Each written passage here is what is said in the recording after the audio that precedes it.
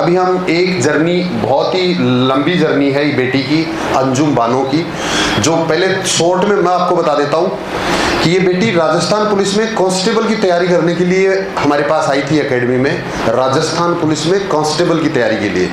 और कांस्टेबल में फिजिकल बेटा पास कर लिया था, फिजिकल कॉल नहीं हुआ था, तैयारी की थी सिर्फ। उसके बाद में निराश हो गई एकदम कि सर शायद मेरी लाइफ में नौकरी है ही नहीं, मैं कांस्टेबल में भी क्वालिफाई नहीं कर पाई। और उसके बाद मैंने कहा बेटा कई बार ऊपर वाला हमें वो चीज नहीं देना चाहता जो छोटी होती है, वो हमारे लिए कोई बड़ी चीज प्लान करके रखता है और हम उसको ये मान लेते हैं कि मेरे नसीब में क्यों नहीं था। वो तेरे लिए, जिसके लिए आप बने ही नहीं हो, आपको कैसे मिल सकता है? आपको तो उससे बड़ी चीज मिलने वाली है। तो हमेशा लाइफ में याद रखना, जब भी आपको कोई चीज नहीं मिलती है, कोई नौकरी में अगर आप असफल होते हो तो निराश होने की जरूरत नहीं है। ये इस बेटी से सीखना है और ये निराश नहीं होके मैंने बताए अनुसार सब इंस्पेक्टर की तैयारी का प्लान कर लिया। बोले सर बन सकती हूँ मैं कहा बेटा बिल्कुल बन सकते हो। जो कांस्टेबल नहीं बन सकते वो सब इंस्पेक्टर आराम से बन सकते हैं। क्यों?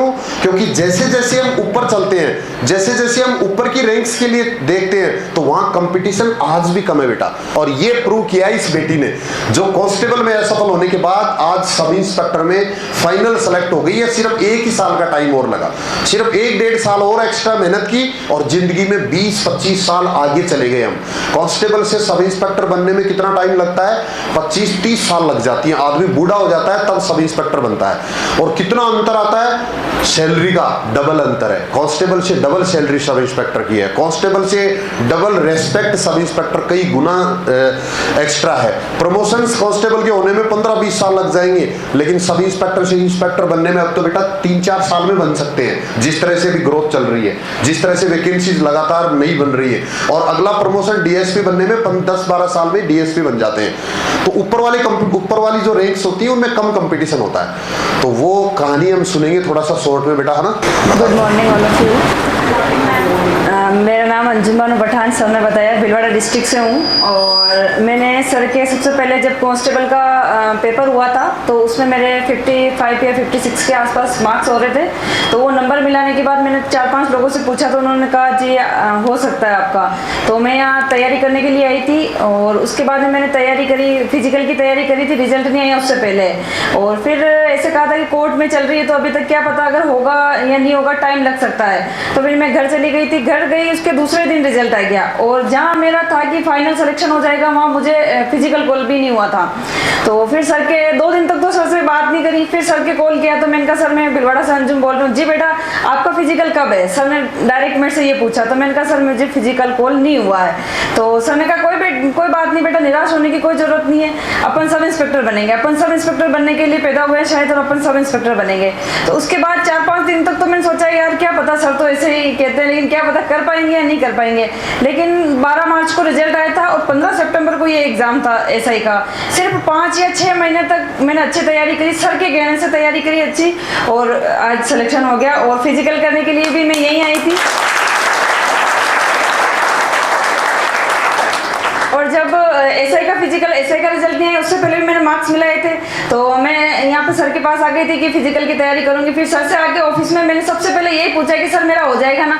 तो सर ने कहा कोई दिक्कत नहीं, हो जाएगा आराम से। मैंने कहा सर अगर नहीं हुआ तो बोले आरएस बन जाएंगे, डीवाईएसपी बन जाएंगे क्या दिक्कत है, यहाँ तक तो आ ही गए हैं, एग्जाम तो क्लियर कर ही लिया। और फिर उसके बाद में फिजिकल हुआ था, मेरा जोधपुर हुआ था और मेरे से लॉन्ग जंप नहीं होता था। तो सर मेरे को कहते हैं बस कोई बात नहीं बेटा, अगर आपने सच्चे दिल से मेहनत करी है, अगर आप में लगन है तो आपका उस दिन जरूर क्लियर हो जाएगा। और मेरा 9.5 फीट लॉन्ग जंप हुआ था और ग्राउंड में मेरा 8.5 भी नहीं होता था।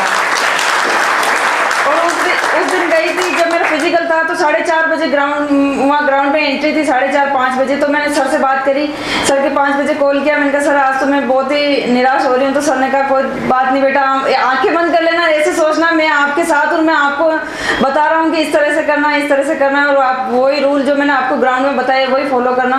तो वो किया और हो गया मेरा। और अब मैं आप सबसे यही कहना चाहती हूँ, यहाँ पे जितने भी स्टूडेंट्स बैठे हैं अलग अलग स्ट्रीम से होंगे, कोई आर्ट्स से, कोई कॉमर्स से, कोई साइंस से होगा, है ना। तो आर्ट्स वाला ये सोचता होगा कि क्या पता मैं साइंस कर पाऊंगा या नहीं कर पाऊंगा, सबके मन में एक ही डाउट होता है। और कॉमर्स वाला सोचता होगा कि क्या पता मैं हिस्ट्री पढ़ पाऊंगा या नहीं पढ़ पाऊंगा।